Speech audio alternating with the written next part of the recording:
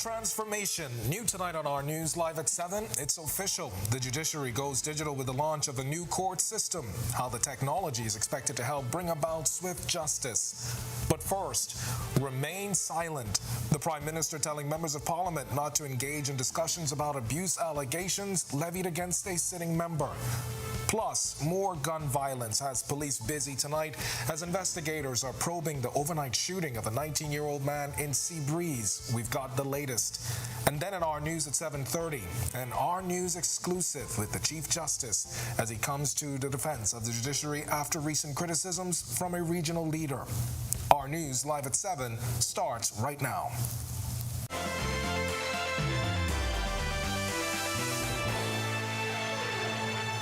Welcome to Our News Live at 7. Thanks for joining us tonight. I'm Candino Knowles. A new recording system has been launched for the judiciary, which promises to speed up the time it takes for judges to hear cases. Our Bertini McDermott has the story coming up in a moment and tells us how it's also expected to address an existing backlog. But before we get to that, PLP Chairman and Foreign Affairs Minister Fred Mitchell breaking his silence on allegations made against a sitting PLP member of Parliament.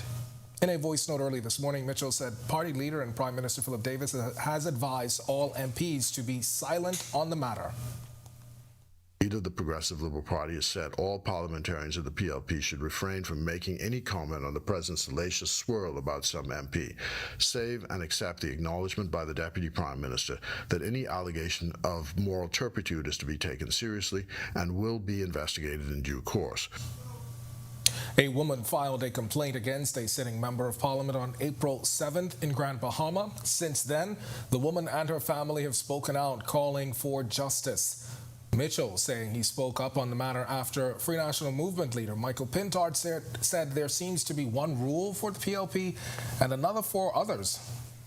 Bite your tongue, Michael Pintard, who sat in a cabinet under Hubert Minnis, which allowed 3 former PLP MPs to be taken to court in shackles.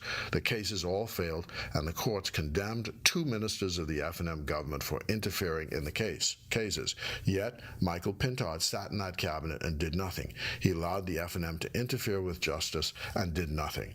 Then those fine ladies of the F&M women's movement who were in the press this week so anxious for this case to be investigated against some nameless MP and a nameless complainant. Where were these intrepid ladies of quality when their own man, Hank Johnson, was publicly accused of allegations of moral turpitude? All right, to see that story again, you can head over to ournews.bs. It's available there right now. Well, a 19-year-old resident of Sandilands Village has been identified as the country's latest murder victim. Our Jamila Mizik has the details of how the teen was gunned down in the Seabreeze community last night. It was around 9 p.m. Thursday night when police were called to Seabreeze Lane following reports of a shooting in the area. When Our News arrived on scene, a 2-door Honda was seen crashed into a wall. Chief Superintendent Chrislyn Skippings addressing media on scene. It is reported that 2 males exited the vehicle, both of whom were armed with firearms, opened fire on the victim and his vehicle, which resulted in the victim being shot multiple times. In an effort to evade the suspects, the victim's vehicle crashed into a wall just behind me. The victim, a 19-year-old man of Sandilands Village, died on the scene. This incident comes on the heels of a shooting just hours before on Quintan Alley off Wolf Road. Shortly before 7 p.m., a male was on the outside of a business establishment when again another small Japanese-type vehicle pulled up. The occupants opened fire on the young male. He was taken to hospital by a private vehicle, where he remains at this time in serious condition. In that particular incident, the young man is known to us, and so we are conducting an investigation. And investigators have been busy this week. On Thursday, police arrested a 34-year-old man in Western New Providence for the murder of 42-year-old Yinka Maria Strawn, whose body was found in the South Beach Canal on the day before. Officer in charge of the Criminal Investigations Department, Chief Superintendent Michael Johnson, is attributing the success of that investigation to members of the public. Police are appealing to anyone with information that can assist in the investigation to contact your nearest police station. Reporting for Our News, I'm Jamila Mizik. All right, thanks a lot for that, Jamila. And police have also arrested two 16-year-old boys for possession of dangerous drugs. It was just before noon when police say officers attached to the school policing unit got a tip that led them to Moss Street near College Avenue. There, they searched an abandoned building where they say they found and searched two students from a nearby high school who were found with a significant amount of marijuana. The students were taken into custody and investigations are said to be ongoing. And now to that new recording system launched for the judiciary this morning. Bethany McDermott tells us it promises to speed up the time it takes for judges to hear cases, but it will also assist in addressing an existing backlog. The judiciary taking another step in modernizing the way judges and magistrates hear cases with the launch of the digital court reporting system. The use of the modern platform allows speech to be translated to text, doing away with judges having to take notes during hearings, arraignments, or trials. Chief Justice Sir Ian Winder says the system will not replace court reporters but enhance the process. It is a tool to supplement what is clearly a massive shortfall in meeting the current needs of the judiciary as it relates to obtaining proper records of our proceedings. The Chief Justice says accurate recordings of proceedings ought to be a right and not a matter of chance. He says the new system will also help in addressing the age-old problem of backlogs in the court system. The presence of the transcript means the case will move considerably quicker. So imagine a magistrate taking hand notes. Every time the witness says about a sentence or so, she has to stop, or he has to stop and record it. There'll be a free flow now, so the witness will just give their evidence as freely as it's given. So you're probably going to cut down the time a witness takes to give evidence by maybe even a third. The initiative comes from a partnership with the Bahamas and the United States Embassy, International Narcotics and Law Enforcement Affairs Director in the U.S. Embassy, Bridget Premont. Congratulations on establishing a model for the region. It's really amazing news, particularly given the enormous workload that I know all of you are facing. You did it in short time and during COVID.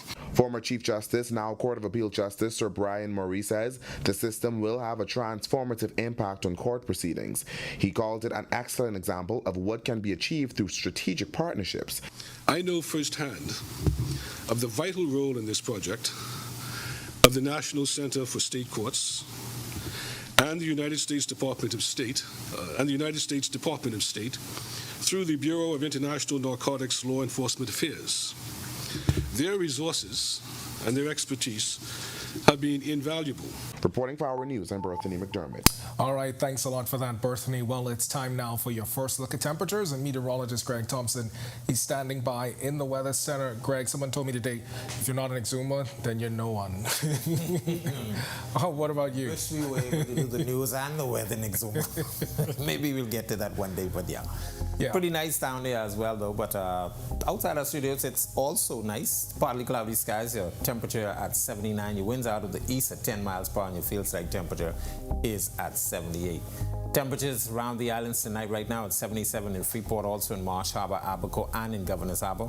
We pick up 78 in Alistown, Bimini. Great Harbor Key, 79. Nicholstown, Andros, you guys are 80. Here in the capital, we have 79. A couple of isolated showers in nearby. Into the central Bahamas, 78 in Kemps Bay and in Arthurstown, Cat Island. Deadman's Key as well. 79 in Georgetown, Cubantown, San Salvador, 76. Southeast Bahamas, 79 in Duncantown, Ragged Island, Colonel Hill, Cricket Island, Delectable Bay. A pair of 78s in Abrahams Bay, in Matthewtown, Inagua, and the Turks and Caicos Islands, where you guys are seeing some cloudiness and some showers. You guys are rain cool, 75. Taking a look at our satellite and radar composite, quiet across most of the islands. That trailing trough still across the southeast Bahamas with some showers and isolated thunderstorms there. Upper level low spinning out to the east is going to pull all of that away, but we're watching a cluster of showers and thunderstorms in the Gulf of Mexico. We expect that to get here, but looks like it's going to be falling apart by the time it gets here. Maybe a couple isolated showers tomorrow. That's your first look at weather. Stick with us and look at the extended forecast. It's still to come. Still to come on our news, the calls for a national dementia plan from the Alzheimer's Association now raising awareness. Plus, the UK collaboration that's expected to bring more Bahamian kids into the national sport of sailing. Our Marlena Leonard is in Exuma tonight and has the story from this year's National Regatta. But first, Toronto police investigating a $20 million airport gold heist. The story when Our News continues.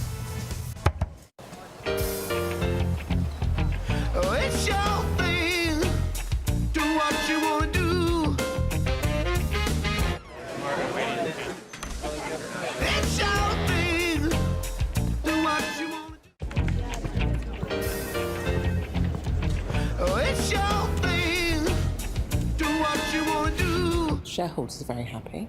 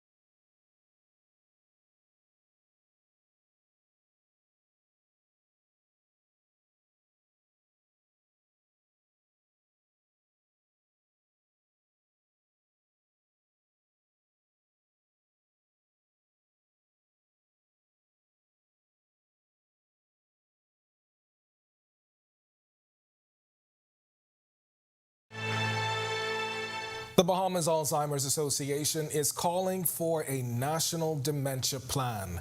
Stats from the association show there are approximately 2,000 people in the Bahamas living with the disease. But really why the association is now raising awareness on the issue is the fact that the number is expected to triple by 2030. Association president is Wendy Poitier. One of the things that we are trying to work on now is a national dementia plan. This is something that the Bahamas government signed on in 2017 with the World Health Organization, and as yet we have still not gone ahead and got this national dementia plan off the ground. The National Dementia Plan will deal with things like providing education, especially for our healthcare providers, because we know that a lot of persons who are in the healthcare profession, they might not recognize some of the signs of dementia. Poitier says without proper data collection on dementia, they often have to resort to estimates based on drugs listed on the National Health Insurance Plan. Poitier warns this, along with the fact that dementia screenings aren't widespread locally, it could lead to people missing the chance for early detection and have a harder time managing their condition. We don't have anything that is specifically geared toward, and this is what the National Dementia Plan will do. We will be better able now to prepare, because you will have those types of data, that type of statistics. So you will know when persons go in for screenings. If we have the dementia plan, when you go into the hospitals, or you go into the clinic, or you go into your doctor's office, that this is something that they're going to look for. They're going to do the screening for the possibility of dementia or Alzheimer's, and then you are better able again, like to prepare. This segment of the news is brought to you by H.G. Christie. List your home in Grand Bahama with H.G. Christie. Visit our new office in the Port Lacaya Marketplace. H.G. Christie, celebrating over 100 years of service. Prairie View A&M University Bahamas Alumni Association is set to host the national convention next year. But first, members are on the ground in Grand Bahama gearing up for the big event. National President Mark Falls noting the school has enjoyed a successful relationship with Bahamian students for over 5 decades and says they're looking to continue that partnership. I understand that it's a government official over here has already offered to pay 50% of tuition and fees to go to Prairie View, and so I need to connect the dots when I get back to Texas to find out who is the counterpart so we can make that happen, and hopefully that we can pay 50% on that side. Now Bahamian students can continue to finish that, continue that pipeline where Prairie View produces productive people. And here now are some featured authors for a special book event, sharing what attendees can expect. The event tomorrow is the Tea and Talk with Rashonda and Victoria. It's from 3 to 5 p.m. here at Pelican Bay Hotel on the 4th floor. We have 2 best-selling authors who will go over their 2 new books, Miss Pearly Girl and Pride. And we're going to be speaking with about our books, answering questions about writing and publishing, anything that anyone wants to know. Well, not only to be entertained, informed, and educated, but they also, if there's a book in them, and so many people have a book inside them, we want to help bring that out. All right, and now to our work in progress segment. With 2 new bridges on the way for Andros, the company tasked with the design and construction, talking about maintaining the environment. Berthany McDermott tells us more.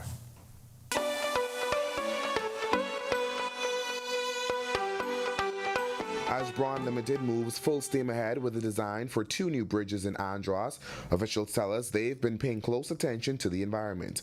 Associate Principal of Program and Business Development Kelly Ashley Armstrong says the plan is to raise the height of the bridge to allow for large fishing vessels to pass under. This will not only allow us to enjoy environmental resources, but hopefully also foster some opportunities for economic development as well. She says residents have expressed concerns specifically about the dredging.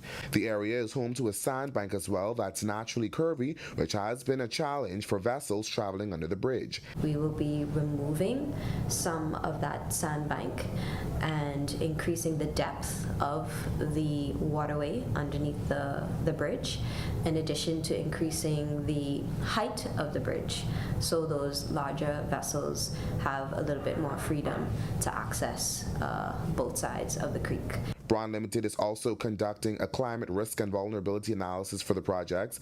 That will include diving into climate and weather data for Andros. Part of the reason why we've decided to increase the height of the bridge above and beyond what the Ministry of Works would have required of us is because we found in our assessments as well that in past extreme weather events such as storms and hurricanes, the height of the bridges allowed for the asphalt decks to have suffered like a lot of damages, and so and that would have been as a result of storm surge as well as water being able to remain on the deck. Reporting for Our News, I'm Berthany McDermott.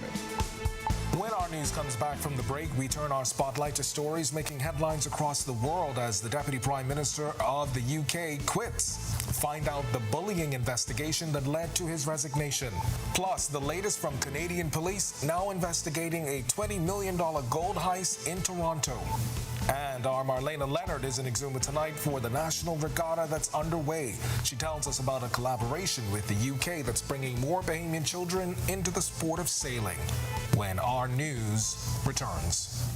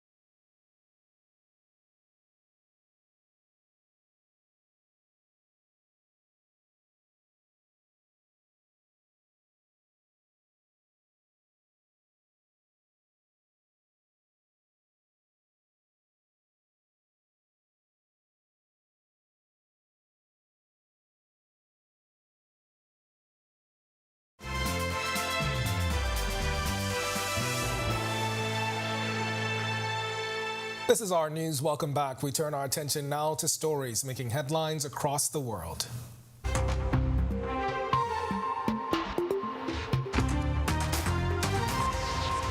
Canadian police are investigating a massive gold heist at Toronto Pearson International Airport. Officials say more than 20 million Canadian dollars worth of gold and valuables were stolen on Monday when an aircraft container carrying the goods arrived at the airport in the evening and was transported to a cargo holding facility. Police say they believe that is where the heist took place. The theft could mark one of the biggest heists in Canadian history. Once this cargo was offloaded at a holding facility, subsequent to its arrival, this high-value container was removed by illegal means from the holding facility. What I can say is that the container contained a high-value shipment. It did contain gold, but was not exclusive to gold and contained other items of monetary value. The total worth estimated at this time in our investigation for the property is estimated at just over $20 million. UK Deputy Prime Minister Dominic Raab resigned Friday after an independent investigation found he bullied civil servants, though he criticized the findings as flawed. Raab's announcement came a day after Prime Minister Rishi Sunak received the investigation report into 8 formal complaints that Raab, who was also Justice Secretary, had been abusive towards staff members during a previous stint in that office and while serving as Britain's Foreign and Brexit Secretary. The 49-year-old denied claims he belittled and demeaned staff, that is, and said he behaved professionally at all times. Look, I'm sure I've made mistakes over 4.5 years, but the question was whether any of this amounted to bullying. And I strongly believe if the threshold for bullying is so lowered that picking people up on bad work, straightening out a negotiation where a breach of a cabinet-set mandate has been taken place, changing teams so we get the very best out of negotiations, so we deliver on victims' parole, human rights reform. If we can't do those things, then ultimately it will be the public that pay the price. Now to the region, where for the first time in at least the last 3 years, Antigua has recorded 0 murders in the first quarter of the year.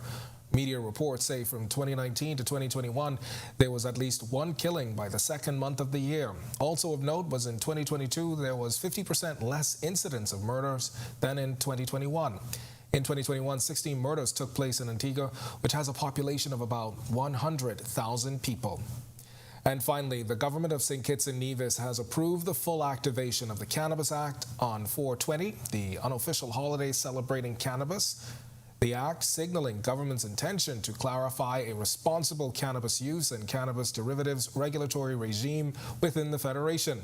The Cannabis Act, passed in 2020, seeks to establish the medicinal cannabis authority to provide for the lawful access to medicinal cannabis as an alternative treatment and for a comprehensive licensing scheme to regulate cultivation, supply, possession, and production.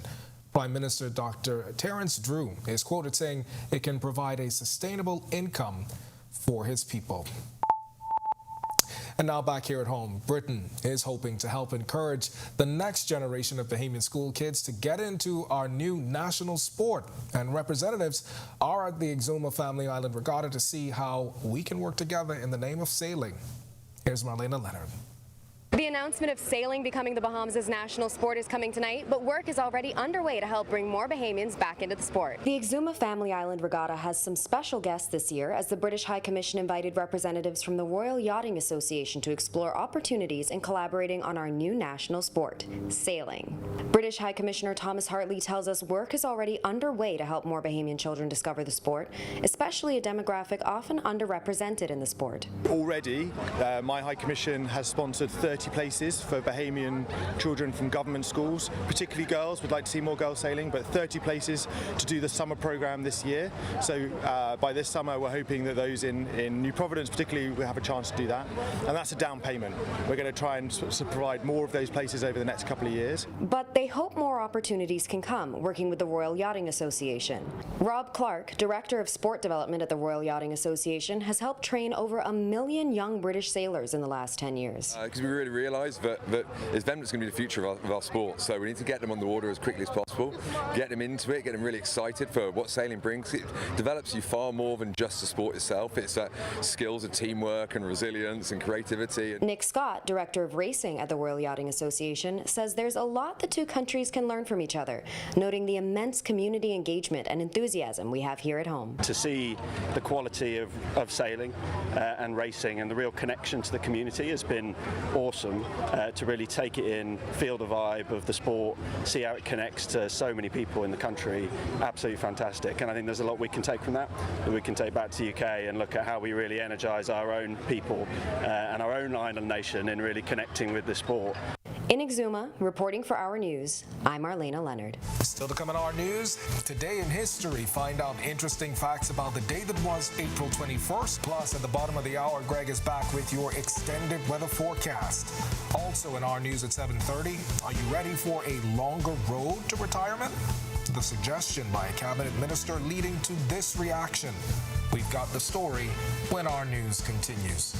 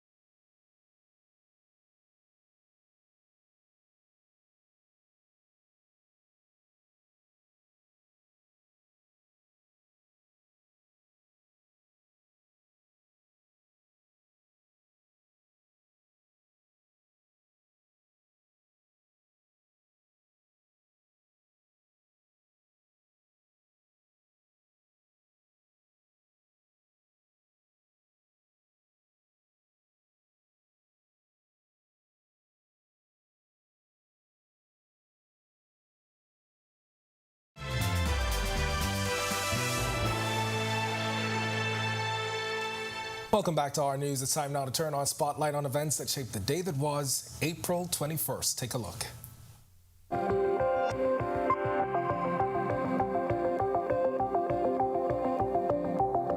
On this day in Bahamian history, in 1741, Peter Henry Bruce arrived in Nassau. Bruce was a soldier and engineer and was hired by the British government at 20 shillings per day to improve the fortifications used to defend the island. The Historical Society notes he renovated Fort Nassau and later designed and oversaw the building of Fort Montague on the eastern end of New Providence. Then in 1878, Mary Frances Moseley, who was editor of the Nassau Guardian, was born in Nassau. Moseley's grandfather, Edwin Charles Moseley, founded the paper in 1844. She assumed responsibilities of editor in 1904 following the death of her father, becoming the publication's fourth editor. And in 1907, she became owner of the newspaper. Moseley died on January 19, 1960, at the age of 81. Among her other accomplishments was the printing of the first Bahamas Handbook in 1926 and the introduction of the Nassau Magazine and Journal.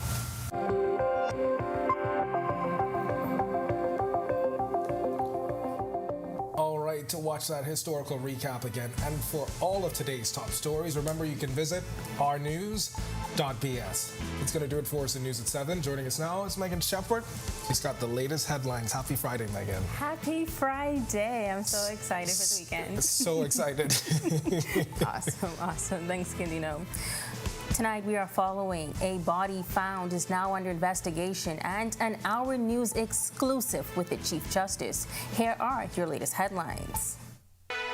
New tonight on Our News Live at 7:30. A partially decomposed body discovered near a local Christian academy early this morning, causing officials to suspend operations for the day.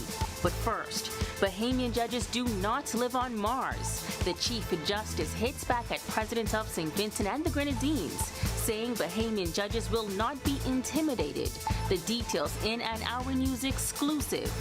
Plus, an even longer road to retirement? Bahamians could be a part of the workforce a bit longer, as a cabinet minister suggests raising the retirement age. We've got reaction. And it's South and Soca for a cause. A local sorority needs your support to raise funds, and it's all for a good cause. Our News Live at 7:30 is back in a moment. With over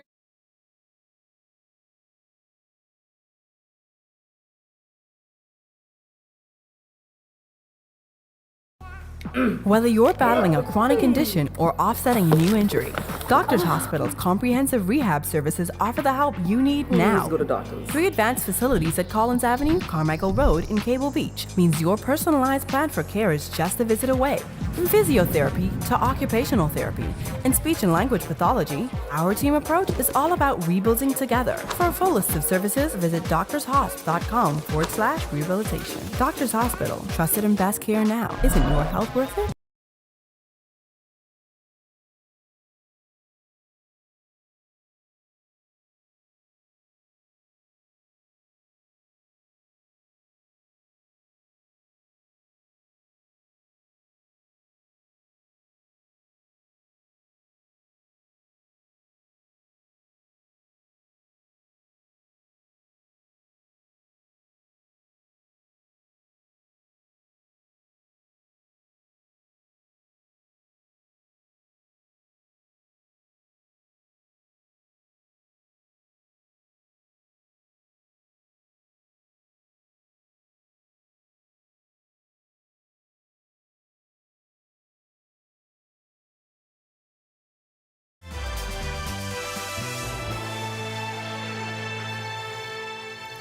Welcome to Our News, and thank you so much for tuning in. I'm Megan Shepard. Do Bahamian judges live on Mars? That question was recently asked by the Prime Minister of St. Vincent and the Grenadines as regional leaders of the Caribbean judicial system.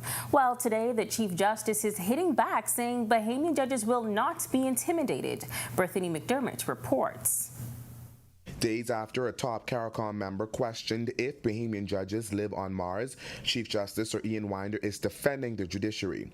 St. Vincent and the Grenadines Prime Minister Ralph Gonsalves asked the question while contributing to a CARICOM roundtable discussion, and this was the Chief Justice's response. The judges in the Bahamas will not be intimidated. We'll stay true to our oath to do right by all manner of persons who come before us without fear or favor, affection or ill will, and that requires us to live up to what the constitutional mandate says, what the Judicial Committee of the Privy Council and our Court of Appeal guides us in terms of the grant of bail, and that is what we will have to do. We do not come from Mars. Gonsalves made the comments while at a roundtable that Prime Minister Philip Davis also attended. Prime Minister Gonsalves said there needs to be a discussion about the judiciary when attempting to tackle the wave of violence seen across the Caribbean. He questioned how someone who is charged with murder is granted bail. Winder says judges are a part of the same communities as other residents. Speaking generally about judges in the region, Gonsalves said too many judges and magistrates are soft. Dr. Gonsalves is obviously a very senior member of CARICOM, one of the longest serving leaders. He identifies as an attorney, but perhaps he's been in the service a bit, been in the executive a bit long and not kept pace with exactly where the law has gone. In January, Police Commissioner Clayton Fernando said most individuals charged with murder last year are already on bail. Winder referred to a recent Privy Council ruling regarding bail. As recently as last summer, the Privy Council made it clear that there is no prohibition to the granting of bail, and in fact any efforts to curtail someone's right to bail is a violation of the Constitution. We all have similar constitutions. Like their state, St. Vincent and the Grenadines has a very similar constitution. Reporting for Our News, I'm Bethany McDermott. Thanks, Bethany. Police are investigating the circumstances surrounding the partially decomposed body of a homeless man found just after 8 a.m. this morning through a track road on Carmichael Road. Police Press Liaison Officer Chief Superintendent Chrislyn Skippings telling Our News there were no signs of injuries and foul play is not suspected. The incident taking place right near Achievers Christian Academy. Principal Dr. Mateo Smith says due to the shocking discovery, they were advised to suspend operations today. This morning, I was notified by my senior master that they had found a decomposed body to the side of the building of the school. It's a vacant lot next to the school, rather, this morning, whereas officers were called and investigative team was called. But at the same time, officers advised us to shut school down as they would start their investigations. All students were turned away, and of course, students that were already here this morning, parents were contacted. They were sent back home. Dr. Smith says the school will resume normal operations on Monday. Of course, some students already got information of what was going on, and as you can imagine, of the horrific sense of for some of them, because of course we have both primary school and high school at this campus as well. So some of our primary school students were advised of what was happening from their friends, and some were afraid, and the other high school students, of course, some were nervous. And we had some persons believe that it was at the school. I want to say on the record that nothing happened to any student. It was no student of the school. So parents were very nervous and scared, but of course it was nothing happened directly at the school here. Meantime, police continuing to take illegal drugs off the streets. The most recent incident happening around 7:30 yesterday evening. That's when officers attached to Operation Ceasefire went to Prison Lane off East Street. They executed a search warrant at a home where they found a stash of marijuana. No arrests were made. The drugs weighed 1 pound 13 ounces and have an estimated street value of $1,845. Residents are sounding off on the idea of an increase in the retirement age. Our Joshua Williams has the story. Residents expressing their displeasure over the possibility of the National Insurance Board raising the current retirement age. Minister of State in the Office of the Prime Minister, Miles LaRota, telling a local daily that doing this would be a step toward helping to save the National Insurance Fund. These residents say there has to be some sort of concession. People don't live to see the age of 65, and then on top of that, if they are going to raise it, they have to put a stipulation in place where you have the option to retire between 60 or a later age with no penalty. Right now, you can't get all of your money from NIB until you reach the age of 65. They're giving you percentages. So there has to be some form of concession if they're going to choose to extend it. And if they're not giving their extensions, my answer is no. You should have the option between 65 and 67. And the benefits, yes, likewise. But I don't think someone should be penalized if they choose to go at 65 as opposed to going at 67. This woman says it's not a clear-cut decision. If a decision is made, it should be considered based upon the different facets or the different areas with which an individual works. So if you, for example, you're an officer of the law, you work with the police or the defense force or a prison officer, I think that there's an age limit to that and how you can function, because you need to be able to move around and do certain things as an officer in that regard. I think that there could be a cutoff point for places like that, but when it comes to other areas of Parliament, you need the wisdom of a 65-year-old, of a 70-year-old who has been there during the transitions of the country, been there before we became an independent country. And Arvenel Darville says she believes the proposed age change will do them more bad than good. We're not making room for the new generation to come. How you have persons who don't cut off retirement, they're still there and they're there, but they're a warm body. So that's not fair to the next generation who wants to come in and make a difference. You have to make room for the next generation. Reporting for Our News, I'm Joshua Williams. Thanks, Josh. It's now time for your first look at temperatures. Meteorologist Greg Thompson is standing by in the Weather Center. Greg, lots of rain earlier today. What can we look forward to for the weekend? Yeah, we had a couple of very heavy downpours across the islands. A couple of spotty showers still out there. Most of the activity is still in the southeast Bahamas, but most of that should be gone out of the area by tonight. 78 degrees outside the studios under partly cloudy skies. The winds are out of the east at 9 miles per hour, and your feels like temperature is at 78.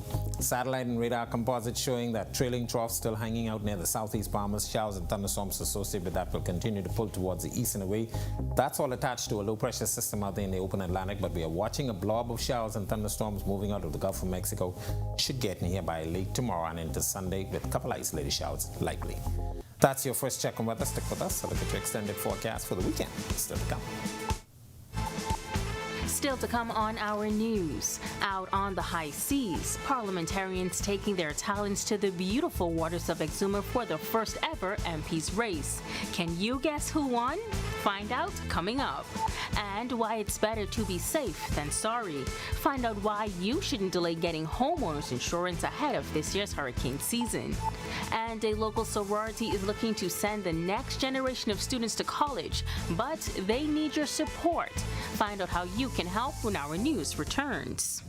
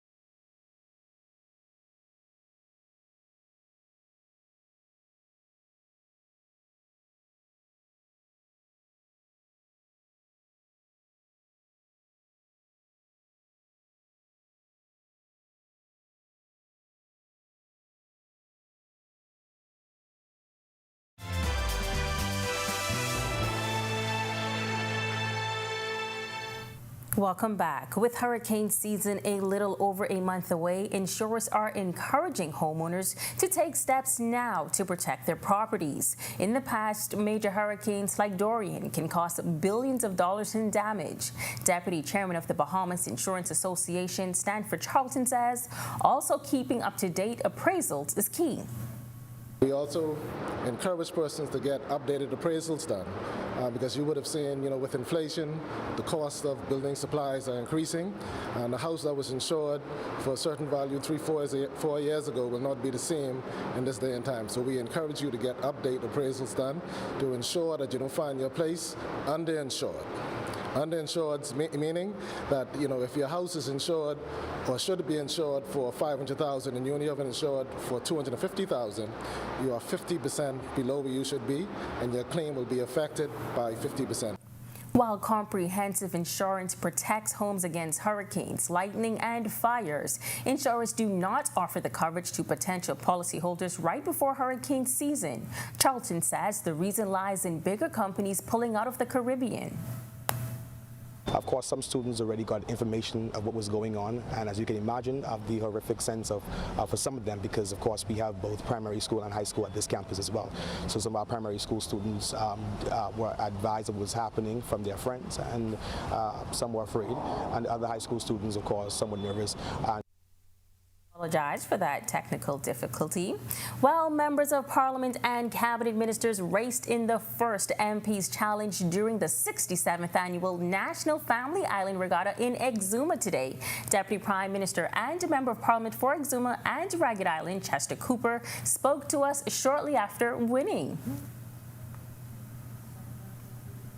You're looking at the first champion of the first MP's Challenge.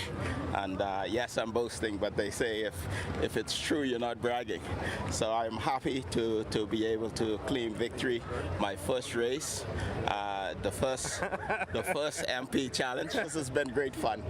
We wanted to do it today to demonstrate our love for sailing. We're not just going to talk it, we're going to do it. We're going to put the full strength of the government behind the minister responsible for sailing to ensure that we continue this path of growth and development of sailing across the country. Family Island Affairs Minister Clay Sweeting says he hopes the race will become a tradition and encourage more MPs and ministers to participate.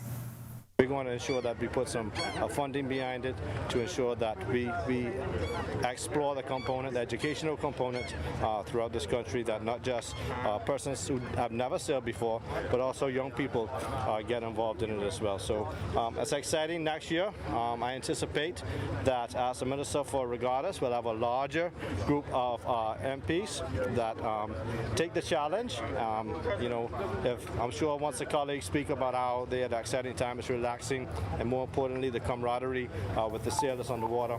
Well, Theta Epsilon Zeta chapter of Zeta Phi Beta Sorority Incorporated will host a South Out and Sokafet next weekend, all with one goal in mind: to raise funds for scholarships. The event, scheduled for April 29th at the C.V. Bethel Senior High School, will have lots in store for those who attend. Second Vice President of the chapter, Donrika Burrows, explains. It's a very important event for us because this is one of our biggest fundraisers. And the reason why that is because most of those proceeds are going toward our scholarship program. We start off 7 o'clock with Zumba. That's going to be headed by one of our own members. And then we have 9 o'clock a.m. J Fitness will be coming in to do some more exercising with us. 12 p.m. we'll close up with a bang. And so everything in between there, it's just fun. We have mini massages sponsored by BTVI. We have all of our sauces, our stews. We have pig feet, we have sheep tongue, we have chicken sauce, we have boiled fish, we have stew fish. So it's gonna be a really, really, really great event. Tasha Lloyd, who served as one of the chapter's presidents, explains why scholarship is so important to the organization. Scholarship is major for us. We are a organization of highly educated women, and education comes first. So that's one of the reasons why we focus so hard on scholarships. We want to make sure that those persons who are looking to make their education a little bit higher go towards tertiary education, whether it's at a community college, whether it's at a four-year college, whether it is in the United States, in London, wherever. When Our News comes back from the break, the Carifta Games may have come to an end, but the passion for track and field continues. We'll tell you the story behind 3 young men who made the nation proud during the 50th Games. We see how the women's soccer team did against St. Martin yesterday, and Klay Thompson, DeAndre Ayton, and Eric Gordon played in the NBA playoffs last night. Hold tight, Our Sports is up next. And the athletes may have stolen the show, but have you ever wondered what went into drawing the crowds for the recent Carifta Games? Well, still to come, our Joshua Williams takes us behind the scenes of marketing for the successful event. Our News is back in a moment.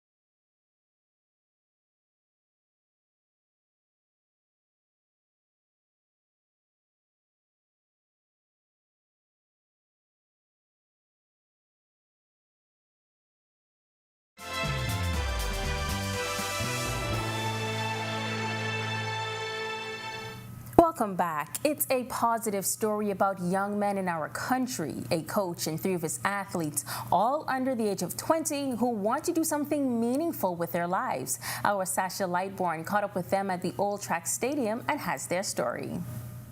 Meet Coach Duron Lightborn. He's the coach of Bahamas Speed Dynamics Track Club, and he had 3 athletes participate and medal in last week's Carifta Games. For Lightborn, it goes beyond being a coach, and it even goes beyond the track and field. My ultimate goal for them is to get off to college, get that college experience, go through and fulfill their promise with track and field and academics. Those 3 athletes are Otto Lang, Adam Musgrove, and Lavardo DeVoe. Otto got the gold in the under-20 boys 110-meter hurdles. Adam won 3 medals, the bronze in the 100 and 200 meters, and silver in the 4x100-meter relay. And Lavardo won silver in the under-20 boys octathlon. All of them spoke to us about their preparation for Carifta. Preparation-wise, I had to focus on getting over the hurdles. I had to work with my teammate Adam Musgrove in the sprints, making sure I have good foot speed in between the hurdles. There's a lot of preparation because I had to deal with a couple injuries, couple setbacks. Coach would really have me coming out to practice, push my body to its limits multiple times a week, point where I'd be ready to warm up. My head hurt, no it's not, but it was also that when I actually get into the race and I have to run fast multiple times throughout the span of 3 days, 7 races over 2 days, and I have to run fast and all, my body will be able to handle it because I come to practice every week, and from September I've been doing it. You have to tell yourself one event at a time, and you just have to be consistent at practice to stay really focused. It's 8 events. I mean, everybody's going to be tired, but it's really who wants it more. And Coach Lightborn couldn't be happier of the hard work the 3 young men have all put in. The momentum is going really good for 3 of the athletes, and I'm really extremely proud of them, and I'm happy for them, and I'm waiting for the rest of the season to go. Reporting for Our News, I'm Sasha Lightborn. Today's sports update is sponsored by Corona, distributed in the Bahamas by Jimmy's Wines and Spirits. While the women's under-20 soccer team falls to St. Martin, and we give you the latest on the Bahamians playing in the NBA playoffs, Tage Adderley is up now with a check on sports. Hello, Megan. Good evening, happy Friday, and welcome to Our Sports. The women's national under-20 soccer team fell to St. Martin yesterday. Here's how that went down. The Bahamas fell to St. Martin 3-1 yesterday. St. Martin took an initial lead with the goal in the 38th minute.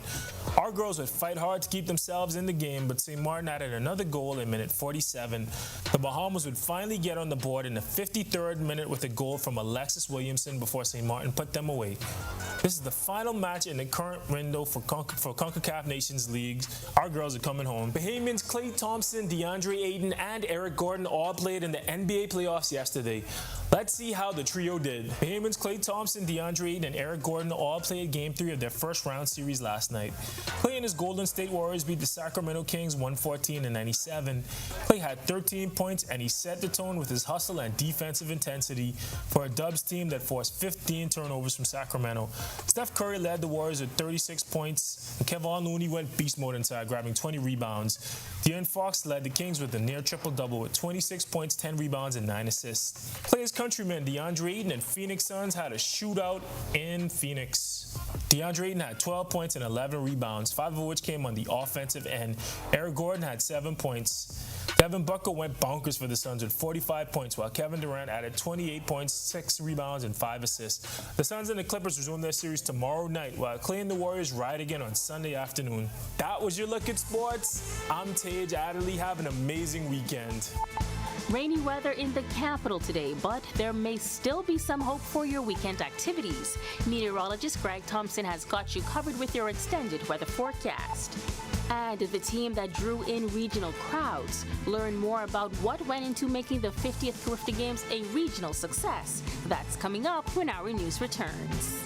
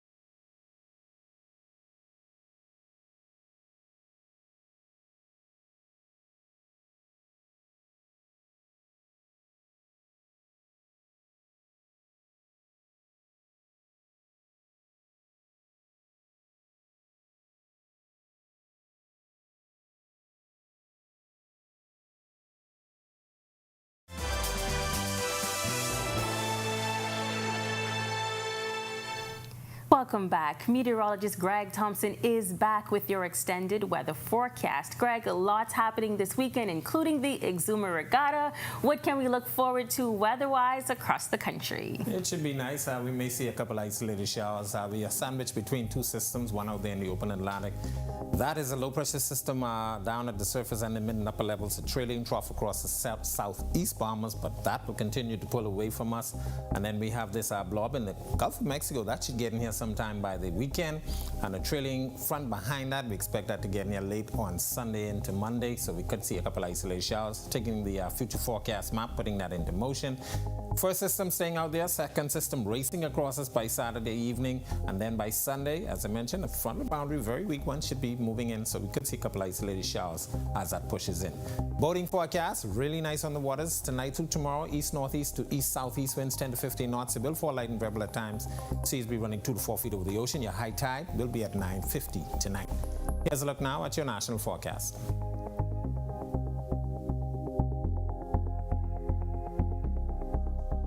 In your extended forecast for the weekend, keep a couple of showers in the forecast on Saturday. Sunday should be pretty nice, and then that front boundary getting in here by Monday. Keep some showers in the forecast through Tuesday, and maybe even a couple more isolated showers throughout the remainder of the week. But the weekend looks pretty nice. That's a look at our weather. Back to you. Thanks so much, Greg. I'm disappointed to see rain on Tuesday. It's my birthday. I will talk at my upstairs. Well, the Carifta Games are over, but have you ever wondered what went into the branding of the competition? Well, our Joshua Williams has the answer in this story. The modern branding and technology that promoted the 50th Carifta Games and showcased the athletes was a direct result of the efforts put in by the marketing and technological teams. Senior Director for Marketing and Partnerships for Naren Hanna says the months of preparation were spearheaded by youth. We wanted it to be young, we wanted it to be 21st century, we wanted it to be trendy. So a lot of things we led the way with young persons, how the look and the style and the design of things, what will spark their interest. And in marketing, we have many demographics we have to attract. We have the Gen Z, the boomers, of course the millennials. How do we get all of these demographics together in one? The technical department, handled by Angelo Cartwright, Senior Director of Technology, put in months of preparation to help this vision come to light. He says there were some challenges in the beginning, considering the stadium had not been used in some time. So a lot of what we had to do in terms of getting set up for these games was we had to really build out the fiber optic infrastructure there at the stadium. We added a lot of additional infrastructure to accommodate all of the additional cameras that were going to be there. The focus, according to Cartwright, was to drive much of the traffic and attention to digital and social platforms. Both Hannah and Cartwright believes that the combination worked to bring forth a professional product. An example of this was seen in the official logo. We had to create something different. We had to come off from our logo. Our logo, I think, was really classy. It was cool. It was trendy. Young persons absolutely loved it. Blue Marlin, it was great. Coming from a creative, from our CEO. And when you have one creative clash with another creative, boom, you have an amazing experience. Reporting for Our News, I'm Joshua Williams. Very interesting to learn. Thanks so much, Josh. And thank you for joining us for Our News tonight. On behalf of the entire team, I'm Megan Shepherd. We'll see you right back here tomorrow night. Until then, have a safe and wonderful Friday evening.